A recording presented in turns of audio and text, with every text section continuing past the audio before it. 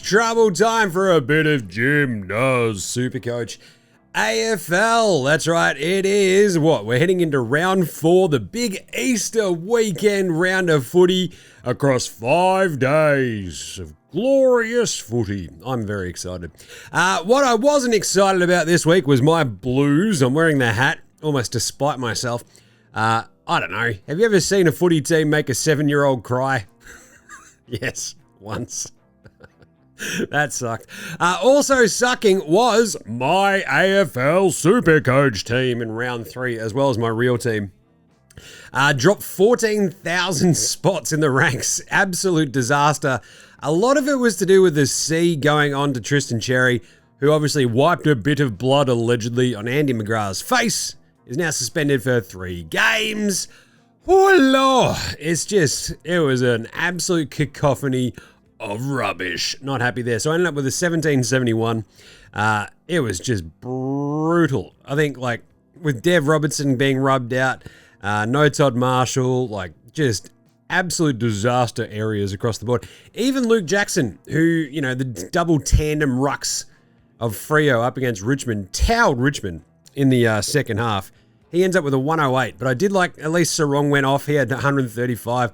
Sam Walsh just didn't get enough of it. And my sort of like the lock and load, fingers crossed pod to start the year, Lockie Neal. He's done this to us before. Starting off slow, a couple of rubbish scores. I need a big spike Lockie Neal score. like I'm going to need a tin tonight, you know what I'm saying? He had 73, which was just brutal. Dan Houston came in for me last week with the 61. It was just not that great. So all around a bit of a rubbish week. But onwards and upwards. So with the team reveal this week, after going 1771 last week, I've got a couple of options, I reckon. Obviously, a lot of the folks are being traded in and out this week.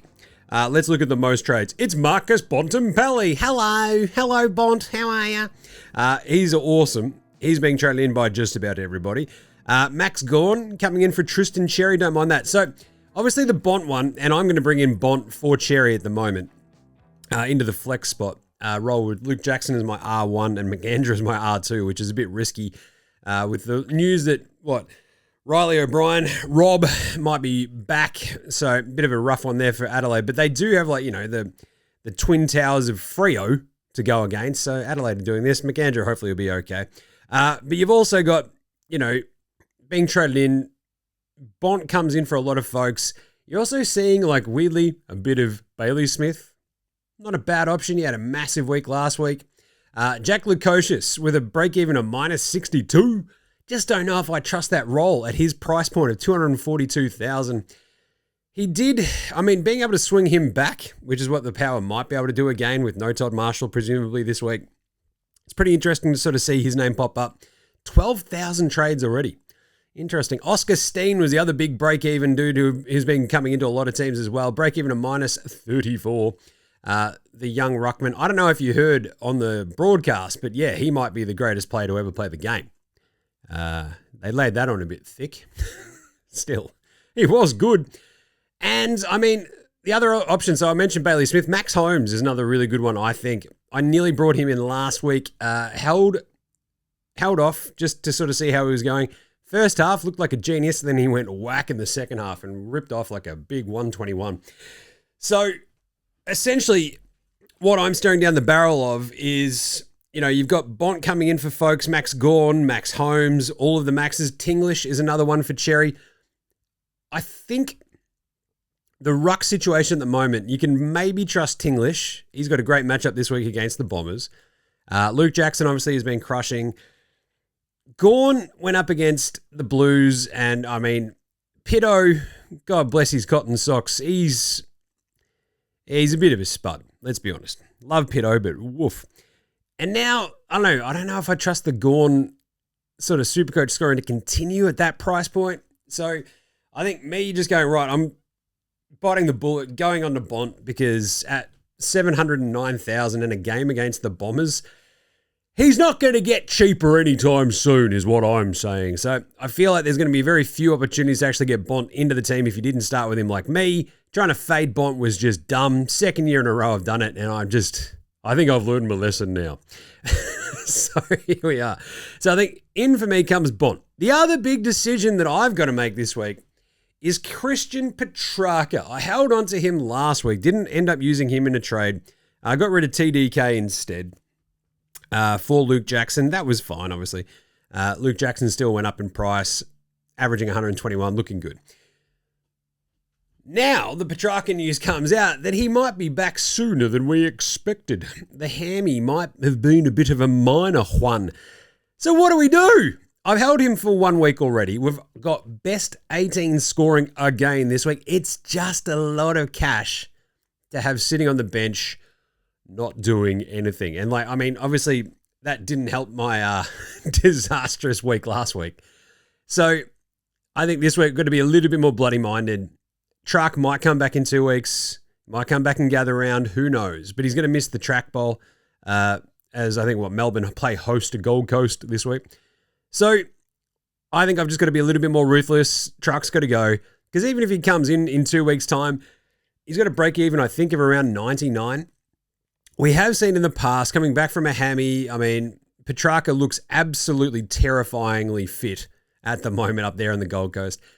His role is a little bit different than it was on the Ds. He can still score pretty heavily, but I might just have to go, right, in 2 weeks' time, if he just throws in a bit of a stinker, he might not absolutely skyrocket in price like we were sort of thinking. So I think my other trade this week is finally moving Petracca out for Sam Darcy. 483,000, actually, frees up almost 100K, leaves me with 89 in the bank. And I feel like Sam Darcy might absolutely take the Dons out behind the woodshed. And I'm thinking 5+ goals. We're thinking at least a ton. And when you look at his scoring this year, it's been pretty pedestrian. Hasn't really hit his straps. His break even is 125. So you sort of think about what he is able to do. He has got a higher score of 150 against the Bombers. He might do that again. That Bombers defense has been absolutely horrible to start this season. Wouldn't surprise me if Darcy goes whack. They do then have a game against the Hawks, a game against Geelong, a game against Sydney, a game against Freo. That's a pretty rough run. So this is where I'm sort of going back and forth on the Sam Darcy coming in for Petracca, or if I use the sort of Petracca money to use, bring in another primo in the midfield. The problem with that is I feel like LDU and maybe Colby McKercher, I feel like McKercher's scoring is at least stabilised pretty nicely. His role especially has sort of been very, very, very solid. Kicking the ball out, doing all the good stuff, having a good run of it. He had 118 on the weekend, playing the Blues. They stink. So I think I just don't trust her without Xerri there, though. So Tristan Xerri goes out for 3 weeks. Suddenly, you're getting a little bit less, ruck work to your advantage. Maybe LDU sort of drops off a little bit. Maybe the Shees, same sort of vibe. A little bit nervous about that. So I don't know. I feel like the rest of the sort of midfield options that I could be bringing in this week that aren't maybe, if you can get to Max Holmes, love that. If you can get to Bailey Smith, also pretty good. They've also got Hawthorn this week. Who knows what's going to happen there, but I don't know. So I'm sort of swinging back and forth on this Sam Darcy trade. He might be, at the end of the season, a top 6 forward. We do get DPP players as of, after round 5. So we might have a couple more forward options, which would be kind of nice. For the moment, though, Darcy in for track. What do we reckon? Shall we pull the trigger? I reckon we will for the minute. So that's where my team's at the moment. A lot of other folks, Jack Carroll has been traded out from the Saints. He's still got a little bit of money to make. His break-even's 23. He's at 180. If he gets you to 200, that'd be really cool, very nice. With GWS and the Saints on the bye this week, I don't think you have to make a decision. There is very few rookies on the bubble this week. I already have Josh Lindsay in my team on the Eagles. He's been awesome. The other one I have been considering is obviously kicking the tires on Willem Dersma. He's been crushing it for the Eagles too. His price point's a little bit rich. He is very good, however. So, I don't know. You sort of have, Taranto was another one that I sort of looked at for Petracca as well. But anyway, I forgot to mention him. But you look at the way that some of these guys are sort of rolling out there. Harley Reid's at 402. He scored 112 as well. I just don't know if I can trust like the Eagles to keep on crushing it. And Dersma has at least sort of been like sort of solid. And what? His break-even's minus 33 now, so that's pretty good. He's gone 78, 88, 104. If you want to bring him in, I'm not going to argue with you, but I think I'm not going to boost this week. Try to save those boosts. I mean, I might not even trade Petracca out. We might sit there until the very end of this week. Fingers crossed. Maybe Sam Darcy doesn't go massive against the Bombers. He probably will. But when you look at that Sam Darcy run after that, Hawthorn, pretty big, tall, strong defense. Geelong, same sort of thing. He's only got a high score of 62 against the Hawks, 91 against the Cats, 73 against Sydney. So pretty rough run of form possibly coming up. So I don't know. It's a really interesting one. Cozzy Pickett's another good one. He was awesome against the Blues, but again, can you trust those midfield numbers? That's the sort of big decision, right? So I think if we sort of look at this in the forwards, we're trying to like, look ahead for the rest of the season. Who comes into your team and stays there? Shea Bolton has this, 8.4% of teams, an awesome game last week with 130. Cool. I'm just not going to touch him with like a 10-foot barge pole at this point. You've got other players. I think if you look at who are the most, owned, Philippou's still in 53% of teams. He's sort of just muddling along. It's fine. But if you're going to go the top six, like Cozzy at 496, it's not a bad idea. Murphy Reid has just sort of plateaued a little bit.